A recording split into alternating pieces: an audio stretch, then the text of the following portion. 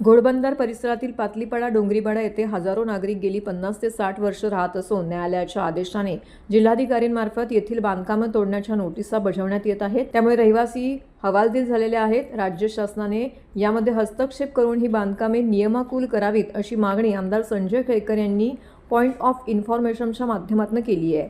पातलीपाडा डोंगरीपाडा येथे 5000हून अधिक घरांमधून 15 ते 20,000 नागरिक राहत आहेत। सुमारे 60 वर्षापूर्वी ही वस्ती असून त्याचा विस्तार आता मोठ्या प्रमाणामध्ये झालेला आहे। शाळा, पाणी, रस्ते, पथदिवे इत्यादी मूलभूत सुविधा या वस्तींमध्ये आहेत। हे रहिवासी कर भरत असून मतदार याद्यांमध्ये त्यांची नावं आहेत। मात्र ही वस्ती शासकीय भूखंडावरती अतिक्रमण करून बसवण्यात आली असल्याची जनहित याचिका 2010 मध्ये न्यायालयामध्ये दाखल करण्यात आली होती। वारंवार कारवाईच्या नोटीस बजावण्यात येत आहेत। त्यामुळे रहिवासी आता हवालदिल झालेले आहेत। याबाबत त्यांनी आमदार संजय केळकर यांना निवेदन देऊन दिलासा देण्याची मागणी केली होती। त्यानुसार केळकर यांनी गुरुवारी विधानसभेमध्ये हा प्रश्न उपस्थित करून बांधकामे नियमाकुल करण्याची मागणी केली आहे।